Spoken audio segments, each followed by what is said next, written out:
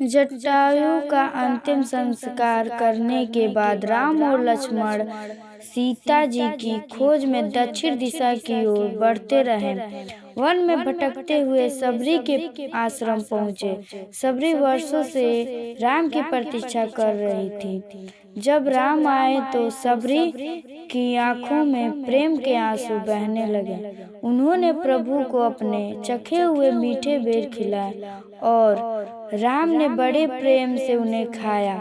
सबरी ने ही राम को बताया कि आगे पंपा सरोवर के पास ऋष्यमुख पर्वत पर जाएं। वहां उनकी भेंट सुग्रीव से होगी, जो सीता जी को खोजने में सहायता कर सकते हैं।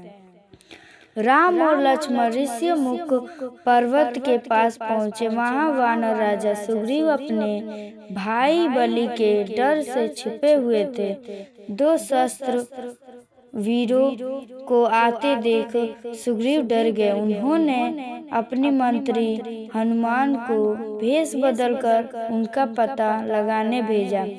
हनुमान जी ब्राह्मण का रूप धरकर राम लक्ष्मण के पास गए। जब उन्हें पता चला कि ये स्वयं प्रभु श्री राम हैं, तो वे उनके चरणों में गिर पड़े। हनुमान जी ने अपना असली रूप दिखाया और राम लक्ष्मण को अपने कंधों पर बैठाकर सुग्रीव के पास ले गए। अग्नि को साक्षी मानकर राम और सुग्रीव की मित्रता हुई। सुग्रीव ने अपने दुख बताया कि कैसे उनके बड़े भाई बलि ने उन्हें मारकर राज्य से निकाल दिया और उनकी पत्नी रुमा को भी अपने पास रख लिया है। राम ने सुग्रीव को वचन दिया कि वे बलि का वध करेंगे और सुग्रीव को उनका राज्य वापस दिलाएंगे। बदले में सुग्रीव ने सीता जी की खोजने का वचन दिया। योजना के अनुसार सुग्रीव ने बलि को युद्ध के लिए ललकारा। दोनों भाइयों में भयंकर मल्ल युद्ध हुआ।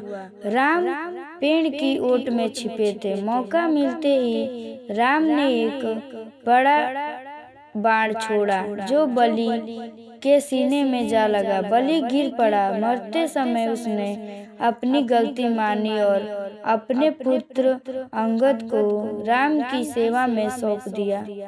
बलि के वध के बाद सुग्रीव किष्किंधा के राजा बने। वर्षा ऋतु बीतने के बाद सुग्रीव ने वानरों की सेना को चारों दिशाओं में सीता जी को खोजने के लिए भेजा। दक्षिण दिशा की टोली का नेतृत्व अंगद कर रहे थे और उनके साथ हनुमान और जामवंत भी थे।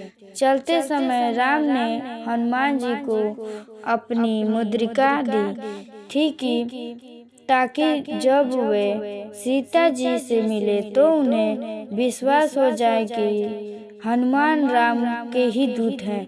वानर सेना खोजते खोजते दक्षिण के अंतिम छोर पर विशाल समुद्र के तट पर पहुंची। वहां उन्हें जटायु के बड़े भाई संपत्ति मिले। संपत्ति ने अपने दिव्य दृष्टि से देखकर बताया, हाँ, मैंने देखा है। रावण सीता को समुद्र के उस पार लंका ले गया है और उन्हें अशोक वाटिका में रखा है।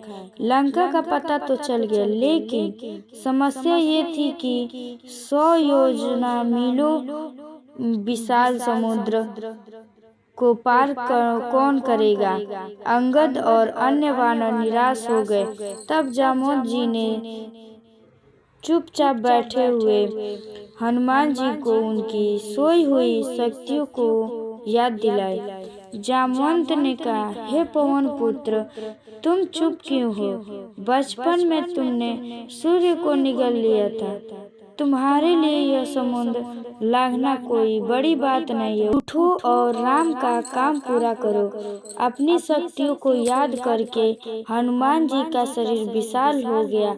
उन्होंने गगन भेदी गर्जना की और समुद्र पार करने के लिए महेंद्र पर्वत पर चढ़ गए।